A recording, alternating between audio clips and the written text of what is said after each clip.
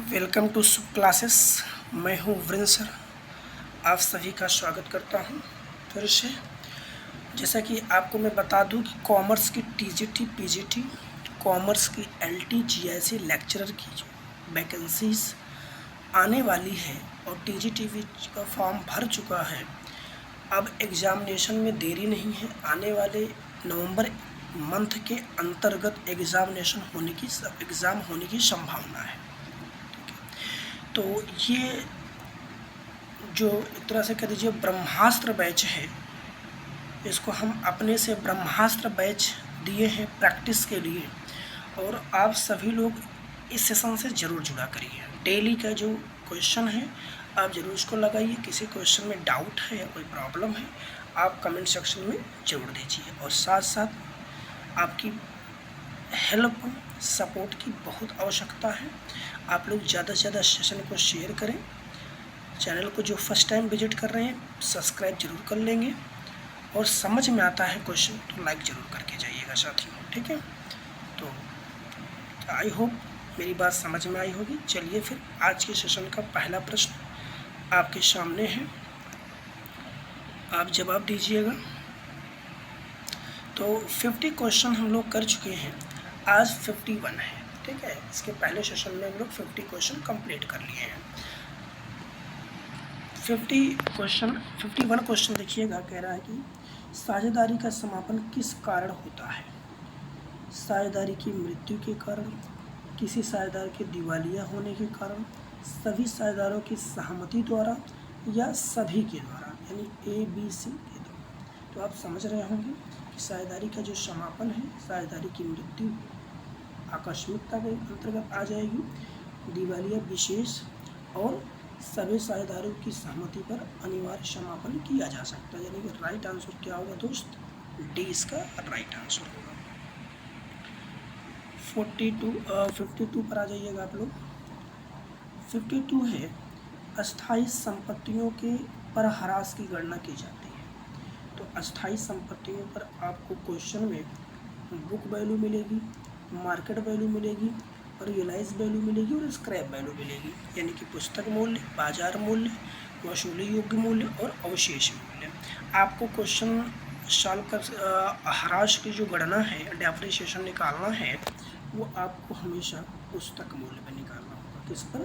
पुस्तक मूल्य से। मतलब इसका और किसी भी मूल्य से डेप्रिसिएशन का कोई संबंध नहीं है। लेकिन अगर कोई मेथड है जैसे कि स्ट्रेट लाइन मेथड है, उसमें स्क्रैप वैल्यू की को लिया जाता है, ठीक है। तो उसमें हम क्या करते हैं, जो कॉस्ट होती है उसमें स्क्रैप वैल्यू घटाकर उसके लाइफ से क्या करते हैं, लाइफ से डिवाइड कर देते हैं, ठीक है। तो राइट आंसर इसका क्या होगा? ए। नेक्स्ट क्वेश्चन नंबर 53, प्रतिभूति प्रीमियम यानी जो सिक्योरिटी प्रीमियम है, क्या वो पूंजीगत प्राप्ति है, आयगत प्राप्ति है, व्यक्तिगत प्राप्ति है, या चालू दायित्व है? तो आप जानते हैं सिक्योरिटी प्रीमियम में बार बार बताया हूँ ये कैसा है, कैपिटल रेसिप्ट है, क्योंकि ये हमेशा नहीं प्राप्त होता है, कभी कभी, यानी कि ये नॉन रिकरिंग बेसिस है। और ऐसे प्रॉफिट से हम, कैपिटल प्रॉफिट है तो कैपिटल लॉस को इससे क्या करते हैं, राइट ऑफ करते हैं। जैसे कि मैंने बताया है कि इसके जो यूजेज हैं आप लोग पढ़े भी होंगे, ठीक है। 5 यूजेस हैं, आप लोग 5 यूजेस को कमेंट सेक्शन में जरूर बताइएगा। नेक्स्ट 54 पर आ जाइए। 54 क्या कह रहा है, निम्नलिखित में से कौन सी व्यावसायिक पूर्वानुमान की एक तकनीक नहीं है? तो व्यावसायिक पूर्वानुमान की तकनीक नहीं है, यानी व्यवसाय में हम पूर्वानुमान नहीं लगा सकते हैं। तो आपको मैंने बताया था काल श्रेणी, टाइम सीरीज जो एनालिसिस होता है, इससे तो इसमें एक लिस्ट स्क्वायर मेथड है, उससे हम ऑन फ्यूचर का फोरकास्टिंग कर सकते हैं। वेरिएशन एनालिसिस हम अगर, जैसे मान लो आपके पास स्टैंडर्ड कॉस्ट है और एक्चुअल कॉस्ट है, इन दोनों में वेरिएशन अगर देखें तो वेरिएशन से हमें क्या पता चलेगा कि इन दोनों में अंतर है क्यों, उसका कारण खोजेंगे, न कि हम पूर्व अनुमान लगाएंगे, है ना। और प्रतिगमन जो रिग्रेशन एनालिसिस है, ये भी आपको क्या करता है, व्यावसायिक पूर्वानुमान लगाने में सहायक है। आएगा आगत निर्गत। आगत कितना हो रहा है, इनपुट कितना हो रहा है, आउटपुट कितना हो रहा है। इससे हम आगे के लिए भी एनालिसिस कर सकते हैं। तो राइट आंसर क्या मिला आपको? नेक्स्ट 55 देखिएगा, सम विच्छेद बिंदु होता है, ब्रेक इवन पॉइंट, इसको क्या बोलते हैं? बी ई बी एक लाइन होती है, जैसे मान लो ये आपका एक्स है, ये वाई है, ठीक है। अब यहाँ से आपकी सेल है और यहाँ से आपकी कॉस्ट जाती है, ये आपकी फिक्स कॉस्ट हो गई। तो सेल और ये जो टोटल कॉस्ट है ये एक स्थान पे मिलती है, इसको क्या बोलते हैं? Break even point. तो जहाँ पर कॉस्ट और सेल दोनों आपस में बराबर हो जाती है दोस्त, उसे हम क्या बोलेंगे? No profit no loss. तो अब आप देखिएगा, कह रहा है जहाँ कुल आगम कुल स्थिर लागत के बराबर होती है, जहाँ कुल आगम कुल लागत के बराबर होती है, यही सही आंसर है ए। जहाँ कुल आगम मतलब टोटल जो रेवेन्यू है और टोटल कॉस्ट है वो दोनों आपस में क्या होते हैं? बराबर होते हैं। Right answer A.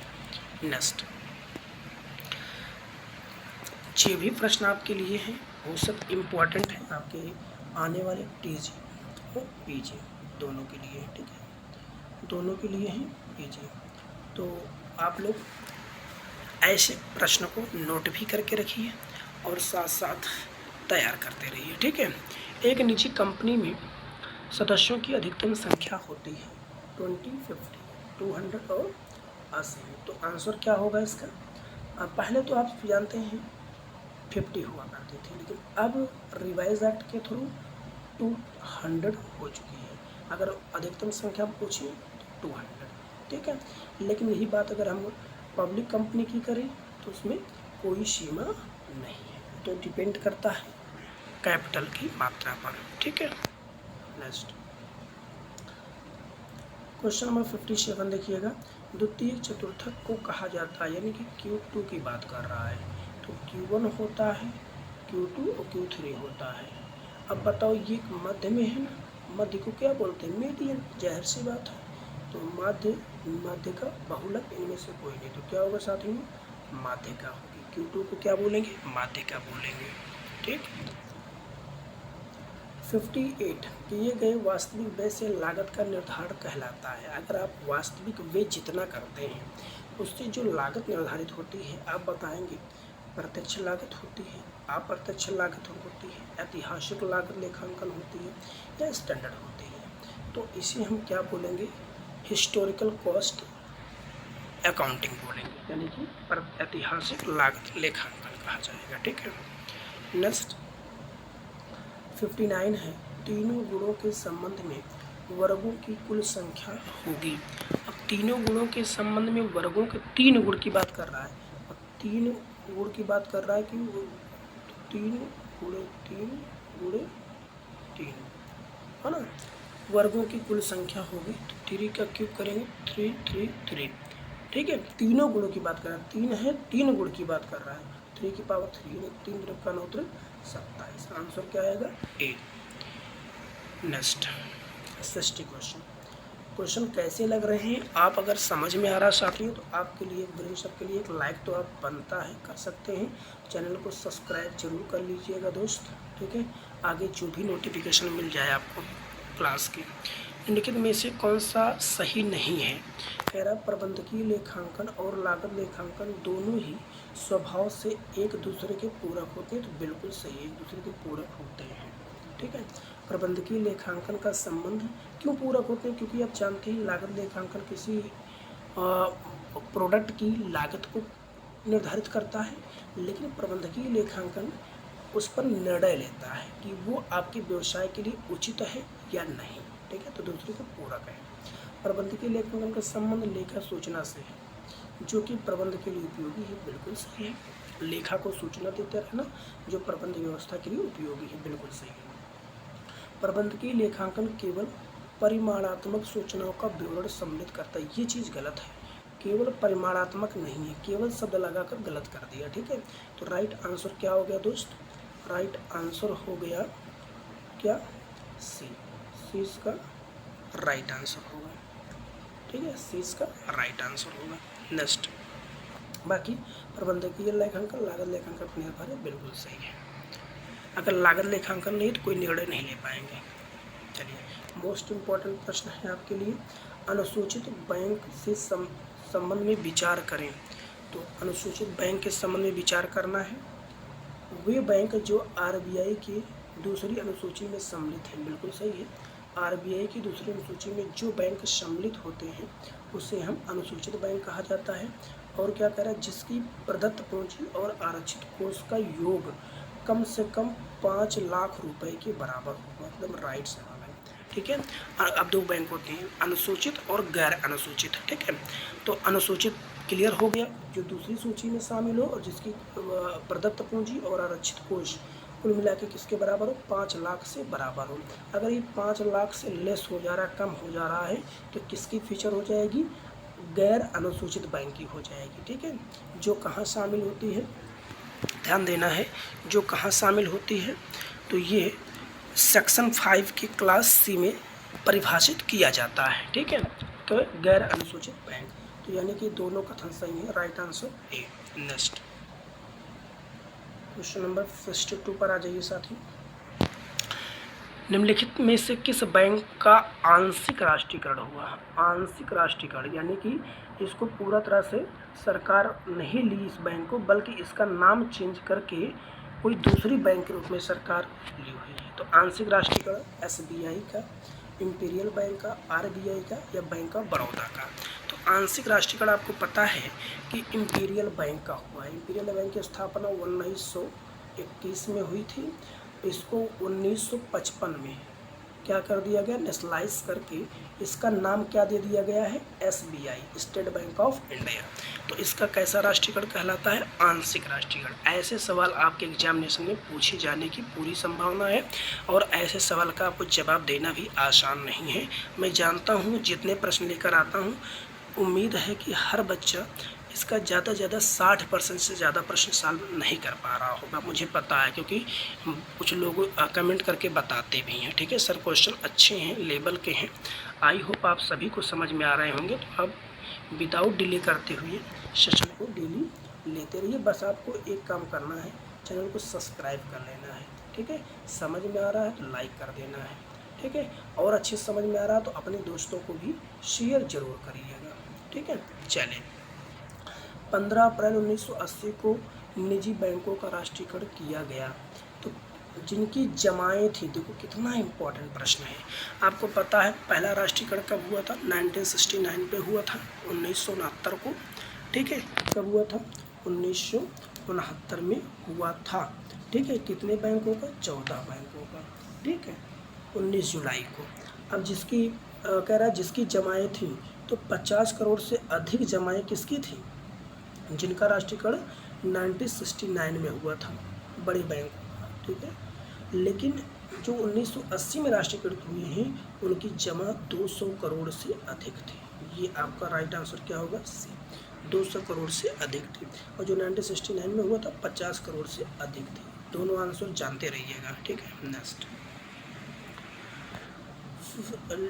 64 है, इंपीरियल बैंक ऑफ इंडिया की स्थापना कब हुई थी। तो ध्यान देना है, इंपीरियल बैंक ऑफ इंडिया की जो स्थापना की बात की जाए वो चतुर्थ चरण में, अगर हम बात करें तो किस चरण में हुई थी, चौथे चरण में। बैंकिंग विकास के चौथे चरण में हुई थी 1921 में। कब हुई थी, 1921 में हुई थी। कब हुई थी, 1921 में हुई थी। ठीक है, कैसे हुई थी, 3 प्रेसिडेंसी बैंक थे। तो तीनों की क्या नाम था, bank of Bengal, bank of Bombay और bank of Madras. Bank of Bengal की स्थापना 1806 में हुई थी। बैंक ऑफ बॉम्बे की स्थापना 1840 में हुई थी और बैंक ऑफ मद्रास की स्थापना 1843 में हुई थी। इन तीनों बैंकों को मिलाकर एक बैंक नई स्थापित हुई, उसका क्या नाम था, इंपीरियल बैंक। कब, 1921 में। नेक्स्ट 65 में देखिएगा, निम्नलिखित में से कौन सा इकाई बैंकिंग प्रणाली का गुण नहीं है। इकाई बैंकिंग प्रणाली, यूनिट बैंकिंग मेथड। बैंक का आकार छोटा होता है, ये तो है ही भाई, यूनिट बैंकिंग है तो छोटा आकार होगा।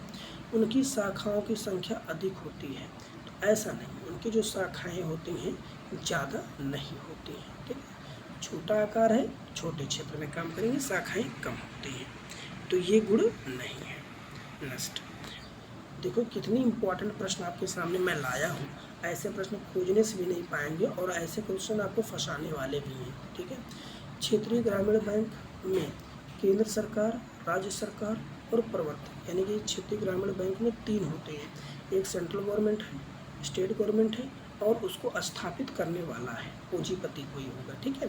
बैंक में किस अनुपात में पूंजी लगाते हैं, तो ध्यान देना है, जो केंद्र सरकार का होता है वो 50% होता है और जो राज्य सरकार का होता है वो 15% होता है, लेकिन जो प्रमोटर्स होते हैं, प्रवर्तक होते हैं, वो 35% लगाते हैं, ठीक है। तो 50, 15 और 35, देखिए कहाँ दिख रहा है, सी ऑप्शन में है, 50, 15 और 35 का इन्वेस्टमेंट होता है। नेक्स्ट, क्वेश्चन नंबर 67 पे आ जाइए। 67 क्या कह रहा है भाई, 67 है विवेकाधीन, एक मिनट, हाँ, कह रहा है वचनबद्ध स्थिर लागत में शामिल नहीं है। तो स्थिर लागत में शामिल नहीं है तो क्या स्थिर मूल्यह्रास क्या स्थिर लागत में शामिल होता है? बिल्कुल। विचाराधीन, तो विचाराधीन जिस पर अभी स्थिर लागत में बल्कि इस पर विचार किया जा रहा है, तो वचनबद्ध है तो वचनबद्ध पे कोई विचार नहीं किया जाता है ना, बल्कि वचनबद्ध जो है वचनबद्ध ही होता है, यानी कि राइट आंसर क्या होगा, ए। नेक्स्ट, खुदरा रोकड़ बही में अग्रदाय भुगतान पद्धति खुदरा भुगतान में सहायक होती है, बिल्कुल सही है। ऐसे खुदरा का मतलब होता है छोटे छोटे, आप पढ़े होंगे मतलब बुक कीपिंग जो रोजनामचे की जो सहायक पुस्तकें होती हैं उसमें आप पढ़े होंगे sales book, purchase book, cash book. तो कैश बुक में 5 प्रकार पढ़े होंगे ना, 1 column cash book, 2 column cash book, 3 column cash book और petty cash book. Petty cash book में 2 बुक होती है, सिंपल और एनालिटिकल। तो पिटी कैश बुक क्या होती है, जहाँ पर खुद मतलब ऐसी बुक होती है जहाँ पर ऑफिस में छोटे छोटे भुगतानों को करने के लिए ये बुक तैयार की जाती है, ठीक है। तो खुदरा भुगतान, खुदरा मतलब छोटे छोटे भुगतान में सहायक होते हैं। ऐसे कम मूल्य के भुगतानों के लिए जो सामान्यतः बार बार होने की प्रवृत्ति के होते हैं, बिल्कुल सही है। ए और बी दोनों कह रहा है, तो राइट आंसर क्या होगा, सी, ए और बी दोनों सही है। नेक्स्ट, अब सोचिए कि ये सब प्रश्न कैसे बनाते हैं आपके लिए और कितना मेहनत करना पड़ता है। अगर इसके लिए आप सेशन को लाइक नहीं करेंगे या आप शेयर नहीं करेंगे तो आप सोच लीजिए कि अपने आप में कैसे नींद आएगी आपको कि इतना मतलब अच्छे प्रश्न आपके लिए आए हैं। ये आए हुए प्रश्न हैं, ये भी समझ लीजिएगा, ठीक है। आर्थिक वृद्धि का सामाजिक तत्व कौन सा है? जाति व्यवस्था या प्रथा, मुद्रा प्रसार, लागत और कीमत। तो आर्थिक वृद्धि में लागत, कीमत और मुद्रा प्रसार तो आर्थिक तत्व है ना, लेकिन सामाजिक तत्व में जाति प्रथा है या जाति व्यवस्था है, यानी राइट आंसर क्या होगा, ए। नेक्स्ट, क्वेश्चन नंबर 70 देखिएगा। उद्यमी शब्द का प्रयोग सर्वप्रथम किस व्यक्ति ने किया था? उद्यमी देखो 2 चीज़ें, एक इंटरप्रेन्योर है, एक इंटरप्रेन्योरशिप है। तो इंटरप्रेन्योरशिप का प्रयोग तो जोसेफ शुम्पेटर ने किए थे, ठीक है। मिल तो जो है इकोनॉमिक्स के सिद्धांत दिए हुए हैं और रिचर्ड कैटलिन ने जो है उद्यमी शब्द का सबसे पहले प्रयोग किया था। और एफ.एच. नाइट को आप जानते हैं, ये भी एक इकोनॉमिस्ट हैं जिन्होंने लाभ की एक अनिश्चितता का सिद्धांत दिया, नोट कर लेना। एफ.एच. नाइट ने क्या दिया, लाभ का अनिश्चितता का सिद्धांत। जो कि शुम्पेटर ने क्या दिया है, इंटरप्रेन्योरशिप पहली बार दिए हैं। रिचर्ड कैटलिन उद्यमी शब्द को दिए हैं और जी.एस. मिल क्या है, उन्होंने इकोनॉमिक्स के प्रिंसिपल दिए हैं, सिद्धांत दिए हैं, ठीक है। चलो नेक्स्ट, 71 देखिएगा। प्रत्येक वचनों का समूह, प्रत्येक वचन समूह जिसमें वचन एक दूसरे के प्रतिफल, भाई एक दूसरे के प्रतिफल है तो ठहराव है, एग्रीमेंट है, एक नेक्स्ट। तो आसान प्रश्न था। अच्छा, हमें लगता है इसकी साइज कम करनी पड़ेगी, चलिए पढ़ लेते हैं। पहले कह रहा है कि 2000 रुपये की उधार विक्रय के लिए विक्रय एवं विविध देनदार खाते को क्रेडिट कर दिया गया। अगर आप उधार विक्रय करेंगे तो एंट्री क्या होगी, डेटर डेबिट करेंगे टू सेल्स कर देंगे ना, लेकिन कह दिया दोनों को डेबिट किया गया।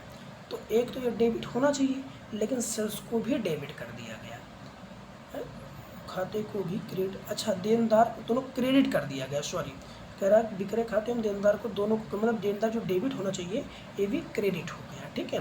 तो गलती देनदार को लेकर हुई है, मेरी बात समझिएगा। निम्नलिखित में से कौन सी सही सुधारात्मक प्रविष्टि होगी? तो हम देनदार को लेकर सुधार करेंगे, सेल का कोई मतलब तो है नहीं, सेल तो अपनी जगह सही है, तो यहाँ सेल को जो डेबिट कर रहे हैं ये गलत है, पहला ऑप्शन, ठीक है। दूसरा option sundry debtor debit to suspense, ये हो सकता है, सन्डे डेटर को जो क्रेडिट किया गया है उसको आप क्या कर सकते हैं, डेबिट करेंगे और उतने अमाउंट से क्या करेंगे, सस्पेंस कर देंगे, और सस्पेंस काउंट टू डेटर तो गलत हो ही है, अभी इसमें क्रेडिट है तो क्रेडिट थोड़ी ना करेंगे। और डेटर डेबिट टू सेल्स तो अपने जगह पे तो ये तो सही एंट्री है ना, संशोधित लेखा पूछा है, ये तो सही एंट्री होनी ही चाहिए था, लेकिन संशोधित पूछा है, इसका मतलब sundry debtor debit to suspense account, option number B right answer होगा। प्रश्न आपको कैसे लग रहे हैं बताइएगा, ठीक है। चलिए नेक्स्ट 73, भारत आर्थिक दृष्टि से कौन सा राष्ट्र कहलाता है, विकसित, विकासशील, अविकसित या उच्च विकसित? तो आप जानते हैं डेवलपिंग कंट्री है, कैसा है, डेवलपिंग कंट्री, यानी कि बी सही होगा। 74 में भारत में कृषि के क्षेत्र में हुई क्रांति कौन सी है, श्वेत, लाल, नीली या हरित क्रांति? तो आप जानते हैं कृषि के क्षेत्र में हरित क्रांति मानी जाती है। बताइए रोकड़ विवरण है, रोकड़ विवरण क्या करता है, भावी वित्तीय पूर्वानुमान की तकनीकी है, अस्थायी रोकड़ आवश्यकताओं का अनुमान लगाने से संबंधित है, भूतकालीन विश्लेषण की तकनीकी है, वित्तीय पैटर्न से संबंधित है। तो ये कहीं ना कहीं वित्तीय पैटर्न ही है जिसमें जो है वित्त को लाया जाता है, ले जाया जाता है, ठीक है। नेक्स्ट प्रश्न है 76, न्यूमेरिकल जरा ध्यान समझिएगा। एक कंपनी अपने 5000 अधिमान अंश 100 रुपये अंकित मूल्य वाले शोधन करना चाहती है, यानी कि 5 लाख हो जाएगा, कितना हो जाएगा साथियों, 5 लाख। एक अंश 100 रुपये का है, 5000 शेयर का 5 लाख रुपये का शोधन करना है। इसके लिए कह रहा है कि 20,000 साधारण अंश 10 रुपये वाले 2 रुपये प्रति अंश प्रीमियम पर निर्गमित किया। तो पहले निर्गमित कर लो, 20,000 गुणे 10 हो जाएगा 2 लाख, और 20,000 गुणे 2 मतलब 40,000, मतलब 2,40,000 हो जाएगा। और कह रहा शेष उपलब्ध मुक्त संचय से शोधन करना चाहती है, तो जो भी संचय होगा उससे करेंगे, लेकिन कह रहा पूंजी शोधन संचय में कितनी राशि हस्तांतरित की जाएगी। तो 5 लाख में से 2,40,000 घटाएंगे तो कितना आएगा साथियों, 2,60,000। इसका मतलब जो कैपिटल रिजर्व रिडम्पशन रिजर्व में ट्रांसफ़र होगा वो 2,60,000 होगा, राइट आंसर डी। समझ में आया, ना समझ में आया कमेंट जरूर कर दीजिएगा, मैं क्वेश्चन को फिर से ले लूँगा सेशन में, ठीक है। अधिकतम सामाजिक लाभ के सिद्धांत के प्रतिपादक हैं, तो अधिकतम लाभ के सिद्धांत, सामाजिक लाभ के सिद्धांत के प्रतिपादक कौन है, डाल्टन महोदय। कौन है, डाल्टन महोदय। ए पर जाइएगा, ठीक है।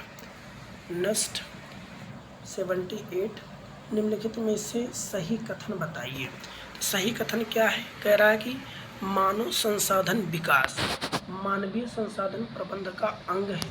तो मानव संसाधन विकास पहले आया कि मानव संसाधन प्रबंध पहले आया? भाई प्रबंध जब आएगा तभी तो उसमें विकास की बात की जाएगी। तो एचआरएम क्या है, HRD ये क्या है, ये पार्ट है HRM का, ठीक है। जब ह्यूमन रिसोर्स मैनेजमेंट आया तो उसमें एक पार्ट बनाया गया HRD, ह्यूमन रिसोर्स डेवलपमेंट, ठीक है।